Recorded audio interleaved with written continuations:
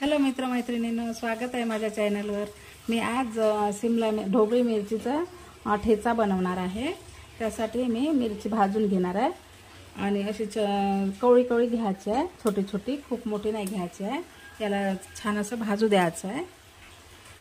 हे बघा, अशा प्रकारे आपण मिरची भाजून घ्यायची आहे। स्वच्छ आधी धुवून घेतली होती। आता याला भाजून याचे पूर्ण कवर काढायचे आहे आणि 5 ते 6 मिरची आहे। मिरची पण थोडी असं गॅसवर पकडून थोडंसं भाजून घ्यायचं आहे।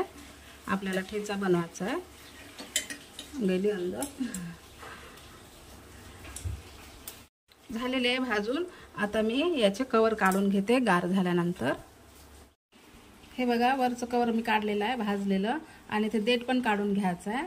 छान असे सॉफ्ट भाजलेले आहे आपले शिमला मिरची।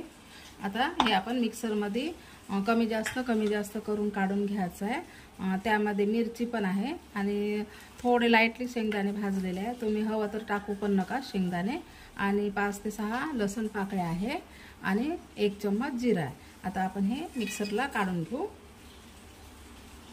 आणि सांबार बऱ्यापैकी घ्यायचा आहे आणि असे देठ वगैरे टाकायचेच आहे, कारण आपण मिक्सरला काढत आहोत ना, छान टेस्टी वाटते। हे बघा, मिक्सरमधून काढलेला आहे। असं जाडसरच, खूप बारीक नाही करायचं आहे। हे बघा, छान सेंट येत आहे। आणखी आपण याला फ्राय करायचे आहे। तेल तापायला ठेवलेलं आहे। 1 चम्मच तेल टाकलेलं आहे मी कढईमध्ये आणि तेल तापलं पण आता या चटणीला फ्राय करून घ्यायचं आहे। गॅस स्लो ठेवायचा आहे, फास्ट नाही ठेवायचं आहे। आणि यामध्ये आपण मीठ टाकू चवीनुसार आणि आता याला छान असं फ्राय करून घ्यायचं आहे। छान वाटते चटणी, ट्राय नक्की करा तुम्ही अशा पद्धतीने।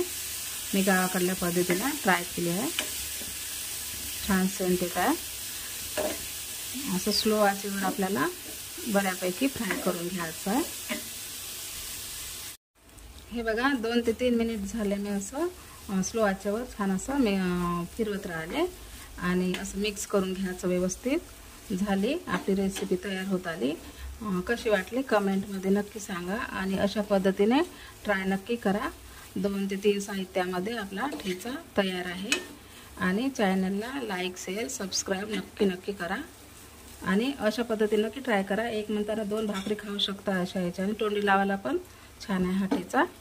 झाला, आता गॅस बंद केला, झाली आपली रेसिपी तयार।